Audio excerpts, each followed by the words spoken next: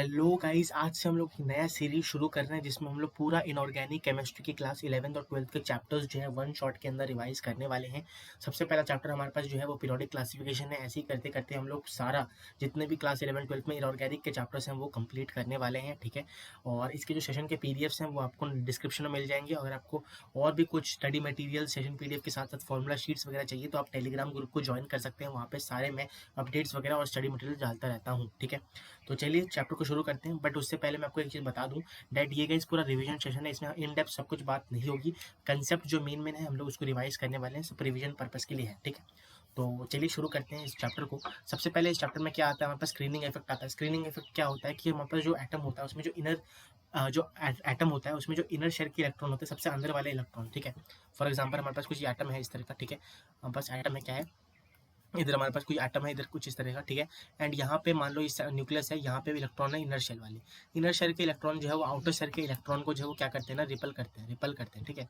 उसी को हम लोग क्या बोलते हैं, स्क्रीनिंग इफेक्ट बोलते हैं। स्क्रीनिंग इफेक्ट जो है हमारे पास एस सब शेल का सबसे ज्यादा होता है, फिर पी सब शेल का, फिर डी सब शेल का, फिर एफ शेल, क्योंकि सबसे ज्यादा जो एस ऑर्बिटल होते हैं वो सबसे करीब होते हैं एटम के न्यूक्लियस से, ठीक है। तो हमारे पास इनर वाले ज्यादा रिपल करेंगे, फिर पी डी करके ऐसा हमारे पास ऑर्डर रहता है। शील्डिंग इफेक्ट भी बोलते हैं स्क्रीनिंग इफेक्ट को। नेक्स्ट हमारे पास आता है जेड स्टार इफेक्ट, मतलब हमारे पास क्या होता है, जैसे न्यूक्लियर चार्ज इफेक्ट जो होता है, ठीक है। जेड स्टार इफेक्ट क्या होता है हमारे पास यहाँ पे, डेट इज हमारे पास इधर जेड इफेक्ट लगता है, इसे हम बोलते हैं डेट इज न्यूक्लियस और आउटर स्मोट इलेक्ट्रॉन के बीच का जो हमारे पास फोर्स ऑफ अट्रैक्शन है। मतलब गाइस न्यूक्लियस हमारे पास ये हो गया, ठीक है। अब न्यूक्लियस और आउटर मोस्ट इलेक्ट्रॉन, सबसे बाहर वाले इलेक्ट्रॉन के बीच का जो फोर्स ऑफ अट्रैक्शन है उसको हम लोग क्या बोलते हैं, जेड स्टार इफेक्ट या फिर जेड इफेक्ट बोलते हैं, ठीक है। अच्छा ठीक है। अब Z star effect find out कैसे करते हैं, सबसे पहले तो गाइस आप देख सकते हो इधर हमारे पास जैसे जेड स्टार इफेक्ट मतलब Z that is atomic number minus हमारे पास सिग्मा करना पड़ता है। अब सिग्मा क्या होता है, अगर हमारे पास nth में हमारे पास कोई जो है यहाँ पे इलेक्ट्रॉन है उसका जो सिग्मा होता है 0.35, n माइनस वन जो है ऑर्बिट में अगर हमारे पास होता है 0.85 सिग्मा होता है, और रेस्ट सारे n-2 n-3 ऐसे अगर होगा तो हमारे पास सिग्मा माइनस वन के बराबर हो जाएगा, ठीक है। अच्छी बात है। अब कैसे हमें फाइंड आउट करना है जेड स्टार को, हमें इलेक्ट्रॉनिक कॉन्फिगरेशन लिख के उसको ग्रुपिंग करनी है। सबसे पहले यहाँ पे आप देख सकते हो एग्जाम्पल कि मेरे पास मैंने ले लिया आर्गन 18 इलेक्ट्रॉन होते हैं, इसका इलेक्ट्रॉनिक कॉन्फिगरेशन लिखेंगे that is 1s2 2s2 2p6 3s2 3p6 ऐसे लिख दिया, अच्छी बात है। अब गाइस देखो हम लोग ग्रुपिंग कर देंगे, मतलब पहला मतलब ग्रुपिंग मतलब इन टर्म्स ऑफ एन में हम लोग ग्रुपिंग करेंगे। सबसे पहले वन को रख दिया, वो फील्ड है, उसको हम लोग रेस्ट इलेक्ट्रॉन बोलते हैं, जो हमारे पास यहाँ पे कुछ नहीं चाहिए हमें, ये रेस्ट है, ठीक है। नेक्स्ट जो हमारे पास ये एन -1 हो जाएगा, ये हमारे पास एन हो जाएगा, ठीक है। अच्छी बात है। ये रेस्ट होगा, इसमें कुछ नहीं लगेगा, वन है इसकी, मतलब यहाँ पे जो है सिग्मा की वैल्यू जो है वन है, यहाँ पे सिग्मा की वैल्यू जो है वो कितनी हो जाएगी 0.85 हो जाएगी, यहाँ पे सिग्मा की वैल्यू जो है वो 0.35 हो जाने वाली है, ठीक है। तो वो तो पता चल गया होगा आपको, ठीक है। तो करना कैसे होता है मैं बता देता हूँ आपको। जैसे हम लोग को यहाँ पे कैलकुलेट करना है तो क्या करेंगे हम लोग, सिंपल जितने भी इलेक्ट्रॉन्स होंगे उसको हम लोग कैलकुलेट करना है। फॉर एग्जांपल देखो, फॉर एग्जांपल आप देख सकते हो यहाँ पे, जैसे एक सेकंड, हाँ देखो, फॉर एग्जांपल यहाँ पे हमारे पास 1s2 जो रेस्ट में है वो तो रहने दो, ठीक है, जो रेस्ट में उसे जाने देंगे। तो यहाँ पे देखो इलेक्ट्रॉन्स कितने हैं हमारे पास, यहाँ पे देखो 0.35 सिग्मा nth में कितने इलेक्ट्रॉन्स है 6 7 8 इलेक्ट्रॉन्स इधर हो जाएंगे हमारे पास, ठीक है। n-1 में कितने इलेक्ट्रॉन से 8 इलेक्ट्रॉन को मैं यहाँ पे मल्टीप्लाई कर दूंगा 0.85 के साथ, ठीक है। प्लस मैं यहाँ पे देखो कितने इलेक्ट्रॉन है 6 7 8, ठीक है। यहाँ पे देखो 6 7 8 हो जाएगा, यहाँ पे कितने 7, ठीक है। तो 7 इंटू 0.35 मल्टीप्लाई करेंगे, ठीक है। ऐड करेंगे हम किसको, इसको करके जितने भी इलेक्ट्रॉन है उसको, और रेस्ट में हमारे पास 1 होता है तो इनको 1 इंटू 2 कर देंगे, ठीक है। कैलकुलेट करेंगे 11.25 आ जाएगा, और यही हमारे पास क्या हो जाएगा 11.25 जब आ गया तो जेड स्टार निकालेंगे दैट इज 11.25, ठीक है। 8 इलेक्ट्रॉन्स कितने हैं, 18 इलेक्ट्रॉन है, जेड बराबर 18 है, और सिग्मा कितना आ गया दैट इज 11.25, ठीक है। बस आ गया हमारे पास यहाँ पे जेड की वैल्यू आ गई, ठीक है। तो ये था हमारे पास कैसे निकालते हैं जेड को, अच्छी बात है। नेक्स्ट जो टॉपिक है, नेक्स्ट का जो टॉपिक आता है वो हमारे पास क्या आता है, इधर देख सकते हो, एक सेकेंड, हाँ तो नेक्स्ट जो टॉपिक आता है वो हमारे पास आता है जस्ट एस ब्लॉक और पी ब्लॉक। देखो गाइस ये तो कैलकुलेशन है, ठीक है, बट क्वेश्चन में इतना कैलकुलेशन करोगे इतना होता नहीं है। तो मैं इसीलिए जो हमारे पास यहाँ पे ट्रिक कह सकते हो आप, ट्रिक तो नहीं बट कह सकते हो कि हाँ कंसेप्ट ही है। अगर हमारे पास एस ब्लॉक के एलिमेंट है, एस ब्लॉक में हमारे पास अगर मैं लेफ्ट टू राइट जा रहा हूँ, lithium beryllium boron carbon nitrogen oxygen fluorine और नियोन आता है, ठीक है, ऐसा पता ही आपको, ठीक है। तो आपको क्या याद रखना है कि जो नियोन का होता है, नियोन का जो हमारे पास यहाँ पे जेड स्टार होता है वो 1.3 होता है, और आप वहाँ से एक एक जब आगे जाओगे मतलब बेरिलियम का कितना हो जाएगा 1.3 प्लस 0.65, फिर यहाँ पे 0.65 प्लस 0.65 ऐसे ऐड करना है। मतलब आप लेफ्ट टू राइट जाओगे तो हमें 0.65 जो है जोड़ते हुए जाना है, तो आपको यहाँ पे जेड स्टार मिल जाने वाला है, ठीक है, अच्छा बात है। नेक्स्ट हमारे पास जो आता है डी ब्लॉक के लिए, डी ब्लॉक में हमें पता है scandium, titanium, then vanadium, chromium, manganese, iron, copper, nickel, copper, zinc, ठीक है। अच्छा कोबाल्ट था वो, सॉरी, ठीक है, हमारे पास ये हो गया कोबाल्ट था गाइस, ये हमारा गलती से कॉपर लिख दिया, ये कोबाल्ट होगा, ठीक है। अच्छा, तो यहाँ पे हमें ध्यान रखना है कि जो स्कैंडियम का होता है वो हमारे पास 3 होता है, स्कैंडियम का जो सेट स्टार होता है वो 3 होता है। सेम हम लोग जब लेफ्ट टू राइट जाएंगे तो हमें 0.15 यहाँ पे जोड़ना होता है, क्या जोड़ना होता है, देख सकते हो इधर हमारे पास यहाँ पे 0.15 जोड़ना है और यहाँ पे 0.65 जोड़ना है। बस एक्सेप्शन यहाँ पे एक चीज़ है, बस क्रोमियम का जो होता है वो 2.95 होता है और कॉपर का 3.7 होता है। ये आपको जो है थ्योरेटिकली याद रखना पड़ेगा इस, क्योंकि थोड़ा सा जेड स्टार इफेक्ट यहाँ पे लगता है, इसलिए हमारे पास यहाँ पे की वजह से यहाँ पे थोड़ा सा दिक्कत हो जाती है। अच्छा ठीक है, अब हमारे पास आता है नेक्स्ट जो कंसेप्ट आता है, नेक्स्ट टॉपिक आता है वो क्या है, नेक्स्ट जो कंसेप्ट आता है हमारे पास that is atomic radius. Atomic radius जो रेडियस कोवेलेंट कंपाउंड का होता है सबसे कम होता है, फिर मेटेलिक का होता है, फिर सबसे ज़्यादा जो है रेडियस का जो हमारे पास वैल्यू होता है वैन डर वाल का होता है। आयनिक रेडियस में हमारे पास जो होता है अनायन का सबसे ज़्यादा रेडियस होता है, फिर हमारे पास न्यूट्रल एटम का, फिर हमारे पास यहाँ पे कटायन का होता है, ठीक है। इफेक्टिंग फैक्टर क्या क्या है, मतलब कौन सी फैक्टर्स ऐसी हैं जो हमारे पास यहाँ पे एटॉमिक रेडियस को इफेक्ट करती है। रेडियस जो है वो डायरेक्टली प्रोपोर्शनल है स्क्रीनिंग इफेक्ट के, जितना ज़्यादा स्क्रीनिंग इफेक्ट होगा उतना ही बड़ा हमारे पास रेडियस होगा, क्योंकि रिपल करती है, जितना ज़्यादा रिपल करेगी गाइस हम वो रेडियस उतना ही बड़ा होगा, ठीक है। देन हमारे पास जो है एन, जितना ज़्यादा बड़ा हमारे पास एटम होगा उतना ही हमारे पास यहाँ पे रेडियस बड़ा होगा, ऑफ कोर्स एन मतलब on orbits principal quantum number. Negative oxidation state के डायरेक्टली प्रोपोर्शनल है, बट इनवर्सली प्रोपोर्शनल हमारा जेड स्टार इफेक्ट में, जितना ज़्यादा जेड स्टार इफेक्ट होगा उतना ही कम रेडियस होगा, क्योंकि वो अट्रैक्ट करेगी तो रेडियस जो है वो कम होगा। ओके गॉट इट, तो ये हमारे पास बचेगा इफेक्टिंग फैक्टर क्या है। अब गाइस लैंथोनॉइड कॉन्ट्रैक्शन क्या होता है, लैंथोनॉइड कॉन्ट्रैक्शन क्या होता है कि ड्यू एफ हम लोगों ने अभी देखा था, यहाँ पे देख सकते हो आप कि हम लोगों ने सबसे पुअर जो शील्डिंग इफेक्ट होता है वो किसका होता है, एफ ऑर्बिटल का होता है, ठीक है। अच्छी बात है, अगर एफ ऑर्बिटल का सबसे पुअर शील्डिंग इफेक्ट होता है तो हमारे पास शील्डिंग इफेक्ट मतलब कम है, यहाँ पे देखो सिग्मा जो है वो हमारे पास कम है।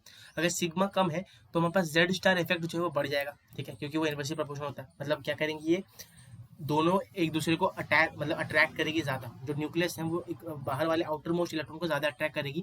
अगर अट्रैक्ट करेगी तो हमारे पास रेडियस में थोड़ा डिप आ जाता है, मतलब नीचे गिर जाता है रेडियस, ठीक है, अच्छी बात है। अगर गिरता है तो इसलिए हमें देखा गया कि डी ब्लॉक एलिमेंट जब हम लोग फर्स्ट ट्रांजिशन सीरीज से सेकंड ट्रांजिशन सीरीज में जाते हैं तो हमारे पास रेडियस जो है बढ़ता है, बट हमारे पास सेकंड से थर्ड में जब जाते हैं तो रेडियस जो है वो कांस्टेंट रहता है, ज़्यादा कुछ हमारी चेंजेस दिखती नहीं है due to poor shielding effect of 5d electrons by 4f electrons, ठीक है। ध्यान रखना लैंथोनाइड कॉन्ट्रैक्शन क्या होता है, ठीक है। नेक्स्ट हमारे पास आता है आयनाइजेशन एनर्जी। आयनाइजेशन एनर्जी क्या होता है, कोई भी मेरे पास आइसोलेटेड एटम है, मेरे पास आइसोलेटेड गैसियस एटम है और जिससे मतलब आइसोलेटेड है मतलब किसी जो है बाकी एटम से जो है वो कांटेक्ट नहीं कर सकता, वो रिएक्ट नहीं कर सकता है, आइसोलेटेड है। एनर्जी इस एटम में अगर मैं कितनी एनर्जी दूं जिससे वो इलेक्ट्रॉन को मतलब आउटर मोस्ट इलेक्ट्रॉन को मैं निकाल सकूं उस एटम से, उसको हम लोग क्या बोलते हैं, आयोनाइजेशन एनर्जी। मतलब क्या होता है फिर से बताता हूँ, मेरे पास एक गैसेस आइटम है, आइसोलेटेड है, ठीक है, मैं कितना एनर्जी उस एटम को दूं जिससे वो उसके आउटर मोस्ट इलेक्ट्रॉन को मेरे को दे दे, उसको हम लोग क्या बोलते हैं, आयोनाइजेशन एनर्जी, ठीक है। ओके, तो यहाँ पे हमारे पास क्या है कि जैसे ये हो गया, नेक्स्ट हमारे पास क्या होता है, जैसे फॉर एग्जांपल मेरे पास ए है, ए कोई एटम मेटल है, एटम सॉरी मेटल कह रहा हूँ, एटम है, उसने क्या एक इलेक्ट्रॉन दे दिया, ए प्लस हो गया, फिर एक इलेक्ट्रॉन दे दिया, फिर ए प्लस 2 हो गया, 2 इलेक्ट्रॉन लूज कर चुका है, फिर और एक इलेक्ट्रॉन दे देगा, ए प्लस 3 हो गया, फिर ए प्लस 4 हो गया, ऐसे करके में जाता है, ठीक है। बट आयनाइजेशन एनर्जी का जो ऑर्डर होता है वो हमारे पास कुछ उल्टा होता है, मतलब आयनाइजेशन एनर्जी जो सबसे ज़्यादा लगेगा वो हमारे पास I1 होगा, फिर I2, फिर I3, फिर I4, क्योंकि देख सकूँ ना गाइस, देखो I1 जो है वो सबसे कम होगा क्योंकि मैं थोड़ा सा एनर्जी दे के निकाल सकता हूँ, इतने सारे इलेक्ट्रॉन जब मैं ले लूंगा तो रिपल्शन फेस करेगा, तो इसलिए हमारे पास एनर्जी बहुत ज़्यादा देनी पड़ेगी, तब जाके हमारे पास ये होगा, ठीक है। अच्छा 16 वोल्ट से अगर 11 वोल्ट से 16 वोल्ट है तो वेरिएबल ऑक्सीडेशन स्टेट है, अगर उससे ज़्यादा है तो हमारे पास लोअर ऑक्सीडेशन स्टेट ज़्यादा स्टेबल होगा और हायर ऑक्सीडेशन अगर उससे कम हुआ तो, ठीक है। बस एक इंपॉर्टेंट पॉइंट आपको डेटा याद रखना जिससे आपको यहाँ पे इजी हो जाए। Okay, now comes effecting factor क्या है, एनर्जी को कौन सा फैक्टर इफेक्ट करता है। सबसे पहले जितना ज़्यादा गाइस हमारे पास जो है न्यूक्लियस आउटर मोस्ट इलेक्ट्रॉन को खींचेगा, ठीक है, उतना ही ज़्यादा एनर्जी मेरे को देना पड़ेगा उसको इलेक्ट्रॉन को रिमूव करने के लिए, तो आयोनाइजेशन एनर्जी क्या हो जाएगी, बढ़ जाएगी। फिर अगर मैं नंबर ऑफ शेल्स बढ़ा दूंगा तो हमारे पास न्यूक्लियस जो फोर्स वो कम लगाएगा, अगर कम लगाएगा तो हमारे पास आयनाइजेशन जो है वो कम हो जाएगी, इसलिए हमारे पास इन्वर्सली प्रोपोर्शनल किसके, प्रिंसिपल क्वांटम नंबर की। रेडियस के भी सिमिलर वही हो जाएगा ट्रेंड, और स्क्रीनिंग इफेक्ट मतलब आउटर मोस्ट इलेक्ट्रॉन को रिपल्शन कम फेस करेगा, तो मैं रिपल्शन अगर कम फेस हो रहा है तो हम लोग इजीली उसे निकाल सकते हैं, इसलिए हमारे पास यहाँ पे आयनाइजेशन एनर्जी जो है वो कम हो जाएगी। गॉट इट, इतना समझ में आ गया। अब गाइस एक इंपॉर्टेंट क्वेश्चन आता है, आयनाइजेशन एनर्जी जो मेटेलिक कैरेक्टर के इन्वर्सली प्रोपोर्शनल ज़्यादा मेटेलिक कैरेक्टर होगा उतना ही कम आयनाइजेशन एनर्जी होगा। क्यों होगा, क्यों होगा पूछते हैं भाई, ठीक है, क्यों होगा। मेटेलिक कैरेक्टर क्या होता है कि मेटल जो है हमारे पास यहाँ पे जो मेटेलिक कैरेक्टर तब बढ़ेगा, जो हमारे पास मेटेलिक कैरेक्टर तब बढ़ता है जब हमारे पास आयनाइजेशन एनर्जी कम होता है, मतलब यहाँ पे रिएक्टिविटी जो है वो बढ़ जाएगी, ठीक है, इसीलिए हमारे पास आयनाइजेशन जो है कम हो जाता है। अच्छी बात है, ओके। अब गाइस यहाँ पे जो डेटा यूज होता है, यहाँ पे देखो आयनाइजेशन एनर्जी 1, आयनाइजेशन 2, 3, 4, 5 ऐसे है, ठीक है। अब देखो 10 to 12, 25 क्लोज डिफरेंस है, 40 है, 30, 70 है, फिर 700 आ गया। हाई जंप जब आएगा गाइस, हमारे पास ये समझ जाना है कि उससे पहले जितने भी एनर्जी लेवल है उतनी हमारे पास यहाँ पे शेल है, या फिर क्या बोलते हैं उसे, कितने शेल है, वैलेंस इलेक्ट्रॉन उतने ही है, ठीक है। तो यहाँ पे देखो कितने हमारे पास 4 डिफरेंस के बाद हमारे पास हाई जंप आया, तो हमारे पास 4 जो है यहाँ पे वैलेंस इलेक्ट्रॉन होंगी, 4 वैलेंस इलेक्ट्रॉन इधर होंगी। जहाँ पे हाई जंप आ रहा है उससे पहले वाले जितने भी हैं उसको हमको समझ जाना है, यहाँ पे ज़्यादा जंप आएगा, वहाँ पे वैलेंस इलेक्ट्रॉन ज़्यादा है, ठीक है। ओके, नेक्स्ट हमारे पास क्या है, नेक्स्ट हमारे पास आता है इलेक्ट्रॉन गेन एंथैल्पी। उसमें क्या करेंगे, सिंपल देखो, आयनाइजेशन एनर्जी समझ गया हम। अब क्या होगा, मैंने क्या किया, मैंने एक आइसोलेटेड गैसेस एटम ले लिया, उसको मैंने क्या किया इधर, उसको मैंने लिया, उससे मैंने ना क्या बोला कि भाई देख मेरे पास ज़्यादा इलेक्ट्रॉन ज़्यादा हो गया है, तू एक ले ले प्लीज़, ठीक है। तो तब जो मैं इलेक्ट्रॉन उसे दूंगा, energy required to give a electron to atom, gases isolated atom, उसको हम लोग क्या बोलते हैं, इलेक्ट्रॉन गेन एंथैल्पी। गेन मतलब कुछ उसको मिल रहा है, ठीक है, गेन हो रहा है, ठीक है। तो इसीलिए हमारे पास ऑर्डर क्या हो जाता है, इधर हमारे पास देखो कि जैसे मेटल है, उसने इलेक्ट्रॉन लूज किया तो हमारे पास मेटल आयन बना, फिर इलेक्ट्रॉन फिर से लूज करेगा तो मेटल आयन बनेगा, ठीक है। तो यहाँ पे देखो फॉर एग्जांपल मेरे पास यहाँ पे देखो लेफ्ट टू राइट हम जा रहे हैं यहाँ पे पीरियोडिक टेबल में, तो लिथियम आता है, beryllium, boron, carbon, nitrogen, oxygen, fluorine, neon, ठीक है। सबसे पहले तो नियॉन गाइस, सबसे पहले नियॉन जो है उसके पास ऑलरेडी पूरा ऑक्टेट फुल है। वो देखो जिसके पास पूरा, मतलब देखो कोई गया है शादी में खाने, ठीक है, उसने फुल पेट एकदम मस्त 4-5 प्लेट खा लिया है सब कुछ, ठीक है, उसका पेट भारी है, मतलब भर चुका है, तो उसको ज़्यादा और खाने की जरूरत, अगर कोई फिर बोलेगा कि भाई ये खा ले तो उसको खाने का मन होगा, नहीं होगा। तो इसलिए सबसे पहले तो नियॉन का सबसे कम हमारे पास आयनाइजेशन इलेक्ट्रॉन गेन एंथैल्पी कम हो जाएगा। उसके बाद हमारे पास क्या आएगा, हमारे पास देखो फ्लोरीन सबसे ज़्यादा हो जाएगा। फ्लोरीन का देखो एक इलेक्ट्रॉन है, वो सबसे ज़्यादा, एक इलेक्ट्रॉन वैलेंस इलेक्ट्रॉन में एक इलेक्ट्रॉन अगर मिल जाएगा वो ऑक्टेट पूरा हो जाएगा, तो वो सबसे ज़्यादा जो है यहाँ पे हमें चाहिए होगा, ऑर्डर ऑफ इलेक्ट्रॉन एफिनिटी जो है वो ज़्यादा होगा फ्लोरीन का, फिर ऑक्सीजन का, फिर नियॉन का, सॉरी फिर नाइट्रोजन के पास ना गाइस हमारे पास क्या होता है, नाइट्रोजन के पास हमारे पास हाफ फिल्ड जो है ऑर्बिटल्स होते हैं, पी ऑर्बिटल जो है हाफ फिल्ड होता है। हाफ फिल्ड है तो वो ज़्यादा चाहेगा नहीं, कार्बन को बोलेगा कार्बन तू जा पहले, मैं पीछे चली जाती हूँ, ठीक है, उसे कम हो जाता है। फिर हमारे पास आता है लिथियम का, बेरिलियम का, फिर नाइट्रोजन, ऑक्सीजन ऐसे चलते जाते हैं, ठीक है।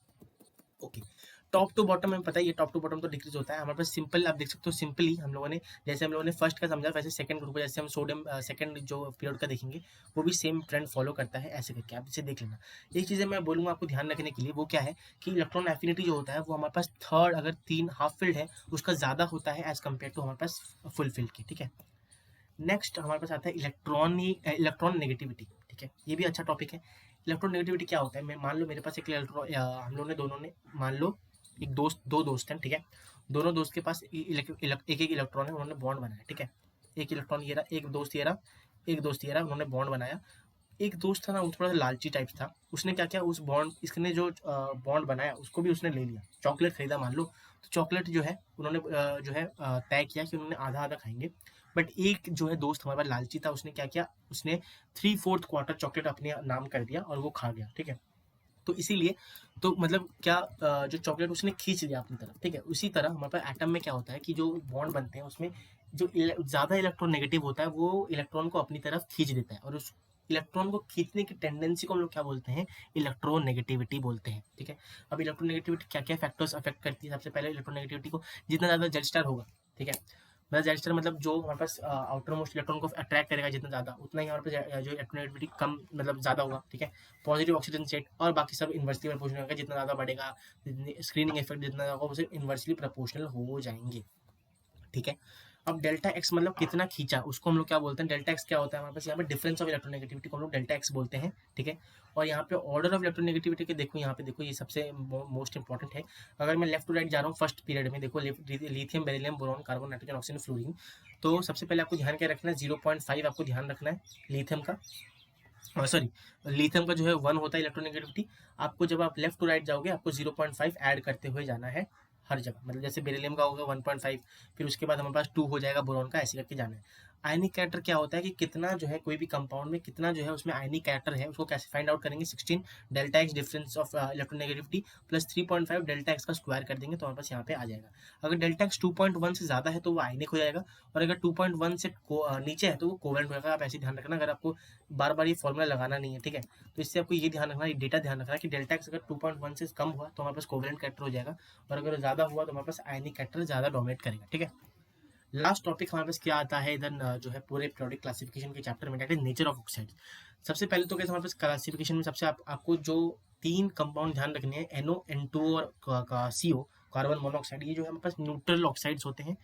और जो हमारे पास और एक होता है acidic oxide, neutral oxide, basic oxide. तो न्यूट्रल ऑक्साइड आपको ध्यान रखना है, एसिडिक ऑक्साइड और होता है बेसिक ऑक्साइड, वो हम बाद में पढ़ेंगे। एम्फोटेरिक ऑक्साइड का यहाँ पे दिया हुआ है, ठीक है। आप नेट वगैरह में इसके जो है निमोनिक्स बहुत सारे मिलते हैं, तो आप वो भी रेफर कर सकते हो, बट ये मैंने कंपाउंड्स के नाम लिख दिए, ठीक है। आप बार बार इसे देखोगे तो याद हो जाएगा, निमोनिक वगैरह की जरूरत पड़ेगी नहीं, ठीक है। एक चीज़ आपको ध्यान रखना है कि जितना ज़्यादा हमारे पास एसिडिक स्ट्रेंथ ज़्यादा होगा, नॉन मेटेलिक कैरेक्टर जितना ज़्यादा होगा ना किसी भी कंपाउंड में, नॉन मेटेलिक कैरेक्टर, उतना ही ज़्यादा हमारे पास एसिडिक स्ट्रेंथ हो जाने वाला है, ठीक है। तो यहाँ पे वो ये वाला पॉइंट आपको ध्यान रखना है कि जितना ज़्यादा एसिडिक स्ट्रेंथ उतना ज़्यादा हमारे पास यहाँ पे नॉन मेटेलिक कैरेक्टर होगा। तो जब लेफ्ट टू राइट जाएंगे तो बेसिक स्ट्रेंथ जो है वो बढ़ता है। अगर बेसिक स्ट्रेंथ बढ़ेगा तो बेसिक स्ट्रेंथ जो है वो डायरेक्टली प्रोपोर्शनल होता है किसके, हमारे पास मेटेलिक कैरेक्टर की, ठीक है। और टॉप टू बॉटम जब जाएंगे तो हमारा बेसिक स्ट्रेंथ बढ़ता ही है, वही सेम चीज़ हो जाएगा, यहाँ पे भी सेम ट्रेंड फॉलो करता है, ठीक है। तो यहाँ पे हमारे पास ये फॉलो करता है। और एक चीज़ आपको ध्यान रखना है कि जो जितना भी आपको ध्यान रखना है, एसिडिक स्ट्रेंथ जो होता है यहाँ पे हमारे पास वो डायरेक्टली प्रोपोर्शनल होता है कि कितने नंबर ऑफ ऑक्सीजन वहाँ पे प्रेजेंट है। बट एक एक्सेप्शन यहाँ पे आ जाता है, ये जो है हमारे पास एक्सेप्शन आता है। यहाँ पे देखो H3PO2 है, यहाँ पे ये है और यहाँ पे ये है, बट सबसे ज़्यादा एसिडिक H3PO2 है। बस ये वाला एक्सेप्शन आपको ध्यान रखना है, बाकी सब आपको ध्यान रखना है क्या, कि यहाँ पे जितने भी ज़्यादा नंबर ऑफ ऑक्सीजन एटम्स हैं directly proportional to acidic strength, ठीक है। ये एक्सेप्शन आपको ये ध्यान रखना है। अच्छा, तो न्यूट्रल ऑक्साइड मैंने बता दिया क्या होता है। फिर हम लोगों ने यहाँ पे नॉन मेटेलिक कैरेक्टर जो है वो जितना ज़्यादा होगा एसिडिक स्ट्रेंथ उतना ज़्यादा होगा। 2 पॉइंट बता दिया, एसिडिक स्ट्रेंथ कितना ज़्यादा होगा। एम्फोटेरिक ऑक्साइड क्या होते हैं बता दिए। बेसिक स्ट्रेंथ क्या होता है बता दिया। बेसिक स्ट्रेंथ जितना ज़्यादा लेफ्ट राइट जाएंगे, बेसिक स्ट्रेंथ जो होता है जितना ज़्यादा मेटेलिक कैरेक्टर जितना ज़्यादा होगा उतना ही बेसिक स्ट्रेंथ जो है वो ज़्यादा होगा, ठीक है। और इसी के साथ हमारे पास पूरा चैप्टर हम लोगों ने समाप्त कर दिया है। बट उससे पहले मैं और एक टॉपिक जो बहुत इंपॉर्टेंट रह जाता है वो बताना चाहता हूँ, ठीक है। वो टॉपिक क्या है, हम लोगों ने एटॉमिक रेडियस पढ़ा था। अब एटॉमिक रेडियस में सबसे पहले आता है हम लोग कैसे याद रखें एटॉमिक रेडियस को, ठीक है। अगर मैं एस ब्लॉक पकड़ता हूँ, एस ब्लॉक में lithium, sodium, potassium, rubidium, caesium, जब हमारे पास पास वाले एलिमेंट को कंपेयर करने को आ जाए तो हम लोग कैसे करेंगे। सिंपल ये वाला रूल फॉलो करना है, क्या वाला, ऐसे जाएंगे, ऐसे ऐसे ऐसे, देख सकते हो आप ये वाला, ठीक है। जहाँ पे एक सेकेंड, ये रहा, एक सेकेंड, हाँ, जहाँ पे डैश है वहाँ पे रेडियस बढ़ रहा है, मतलब ये देखो, ये अगर डैश है, ये अगर जहाँ पे एरो वाला साइन है वो हमारे पास रेडियस बढ़ रहा है उस तरफ, और जो एंड है उसमें रेडियस कम हो रहा है, ठीक है। तो जब बेरिलियम से लिथियम जाऊंगा तो रेडियस लिथियम का ज़्यादा है एज कम्पेयर टू बेरिलियम। फिर हमारे पास मैग्नीशियम का रेडियस ज़्यादा है एज कम्पेयर टू लिथियम, ऐसे करके हम जाएंगे सिंपल। फिर बैरियम का सबसे जो है पोटेशियम का सबसे ज़्यादा है बैरियम से, ये हमारे पास एस ब्लॉक का हो गया। फिर हमारे पास पी ब्लॉक का बहुत ईजी है गाइस, देखना ऐसे ऐसे पैटर्न आपको फॉलो करना है, एरो का साइन आपको एरो का समझ में आना चाहिए, ठीक है। बस ऐसे करके, बस यहाँ पे 2 एक्सेप्शन आ जाती है, क्या आती है, ड्यू टू हमारे पास जेड स्टार इफेक्ट, हमारे पास 2 एक्सेप्शन आता है। वो क्या, कौन सा इफेक्ट है, दो एलिमेंट में, दैट इज एल्यूमिनियम और इंडियम में। आपको ये वाला आपको यहाँ पे फॉलो करना होता है, ठीक है। एल्यूमिनियम और इंडियम में आपको ये वाला फॉलो करना होता है, दैट इज जो इंडियम का जो रेडियस होता है वो लेड से ज़्यादा होता है, और हमारे पास एल्यूमिनियम का जो रेडियस होता है वो गैलियम से, सॉरी, जर्मीनियम से ज़्यादा होता है, ठीक है। और यहाँ से ही देखो, ये जो है ये तो बढ़ता ही है, और यहाँ राइट टू लेफ्ट जो है रेडियस बढ़ता है, ठीक है। ये आपको ध्यान रखना। Next that is D block. D block में अगर मैं स्कैंडियम से मैंगनीज जाऊँ तो रेडियस कम होता है, और अगर आयरन, कोबाल्ट, निकल में रेडियस सिमिलर रहता है। कॉपर, जिंक का रेडियस बढ़ता है फिर, ठीक है। P block, F block last में हमारे पास ये ग्राफ ध्यान रखना है। ऐसे आपको एक जो है याद ध्यान रखना, सबसे ज़्यादा हो जो है 63 का यूट्रियम का हमारे पास सबसे ज़्यादा जो है यहाँ पे रेडियस होता है। उसके बाद 71 में सबसे कम हो जाता है, और फिर 58 से शुरू होता है हमारे पास। ये ध्यान रखना है, एटॉमिक नंबर और रेडियस का यहाँ पे ग्राफ है। तो आप ये वाला पेज अगर आप जान जाओगे तो कोई भी क्वेश्चन एटॉमिक रेडियस का आ जाए आप इजीली इसे सॉल्व कर सकोगे। बहुत ही इजी पैटर्न है, देखो ऐसे ऐसे एरो बनाना है आपको, ठीक है। बहुत ही इजीली आपको याद हो जाने वाला है, ठीक, कोई दिक्कत इसमें होगी नहीं मेरे हिसाब से तो, ठीक है। आपको क्या ध्यान रखना है कि जो एरो वाला साइड है उसमें रेडियस इंक्रीज हो रहा है, ठीक है। अच्छा, इसी के साथ पूरा हम लोगों ने पीरियोडिक क्लासिफिकेशन खत्म कर दिया है। चलिए देखते हैं क्या क्या किया हम लोगों ने, एक बार क्विक रिकैप कर लेते हैं। सबसे पहले हम लोगों ने पीरियोडिक क्लासिफिकेशन शुरू किया, हम लोगों ने स्क्रीनिंग इफेक्ट पढ़ा, inner shell electron outer shell के इलेक्ट्रॉन को रिपेल करते हैं, उसको हम लोग स्क्रीनिंग इफेक्ट बोलते हैं। जेड स्टार इफेक्ट कैसे निकालते हैं, फिर हम लोगों ने यहाँ पे कुछ ट्रेंड देखे कैसे हम लोग निकाल सकते हैं जेड स्टार इफेक्ट बिना कैलकुलेट किए। लेंथ और कॉन्ट्रैक्शन क्या होता है, एटॉमिक रेडियस का ऑर्डर, ये बहुत इंपॉर्टेंट है गाइस। उसके बाद हम लोगों ने अभी एनर्जी किया, क्या होता है energy required to remove electron from a shell, isolated shell में, ठीक है। और फिर हमारे पास इलेक्ट्रॉन गेन एंथैल्पी, उसके ट्रेंड्स देखे। उसके बाद हमारे पास यहाँ पे देखते हैं इलेक्ट्रॉन नेगेटिविटी का ऑर्डर, ठीक है। इलेक्ट्रॉन नेगेटिविटी क्या होता है, इलेक्ट्रॉन के खींचने की टेंडेंसी, ताकत को हम लोग क्या बोलते हैं, इलेक्ट्रॉन नेगेटिविटी बोलते हैं। उसके बाद हम लोगों ने देखा नेचर ऑफ ऑक्साइड्स क्या होता है, नेचर ऑफ ऑक्साइड्स क्या होता है, न्यूट्रल ऑक्साइड्स क्या होते हैं, एसिडिक स्ट्रेंथ कैसे वेरी करता है हमारे पास जो है यहाँ पे नॉन मेटेलिक कैरेक्टर के साथ, और मेटेलिक कैरेक्टर के साथ बेसिक स्ट्रेंथ कैसे वेरी करता है। यहाँ पे एक्सेप्शन एक देखा कि H3PO2 का ऑक्सीजन वाला जो हम लोगों ने एक्सेप्शन देखा, एसिडिक स्ट्रेंथ जो होता है नंबर ऑफ ऑक्सीजन के साथ डायरेक्टली प्रोपोर्शनल होता है। और ये गाइज मैंने आपको एक जो है यहाँ पे एक माइंड मैप टाइप्स दे दिया है, ये बहुत इंपॉर्टेंट है, अगर आप चाहो तो आप ये लर्न कर सकते हो, मतलब इजी होगा आपको पढ़ने के लिए। इसमें कुछ एक्सप्लेनेशन नहीं है, बस आपको मैंने लाइक लास्ट में बोल दिया है, ठीक है। तो लाइक जैसे यहाँ पे देख सकते हो, जब लेफ्ट टू राइट जाओगे आप, बेसिक स्ट्रेंथ आपको ध्यान रखना है, लेफ्ट टू राइट जाओगे तो रेडियस बस कम होता है, बाकी सब चीज़ें जो है वो हमारे पास इंक्रीज होने वाली है। और जब आप राइट जो है टॉप टू बॉटम आओगे तो रेडियस बढ़ता है, मेटेलिक कैरेक्टर बढ़ता है, और बाकी सब चीज़ें जो है वो हमारे पास कम होती जाती है, ठीक है। लेफ्ट टू राइट जाएंगे तो हमारे पास एसिडिक कैरेक्टर बढ़ता है, और लेफ्ट टू राइट और टॉप टू बॉटम जाएंगे बेसिक स्ट्रेंथ जो है वो कम होता है, ठीक है। Left to right top to bottom basic strength decreases, left to right acidic strength increases, ठीक है। लेफ्ट टू राइट आपको क्या ध्यान रखना है, ये देखो यहाँ पे मैंने ये भी लिख दिया है। जब हम लोग लेफ्ट टू राइट जाएंगे ना, हमारे पास रेडियस जो है वो कम हो जाता है, बाकी सब जो है वो इंक्रीज होता है। बस ये guys, अगर आप ये पढ़ लोगे तो आपको एक ब्रीफ आइडिया मिल जाएगा सब कुछ का, इसलिए मैंने यहाँ पे डाला था, ये लाइक बनाया था इसलिए डाल दिया, ठीक है।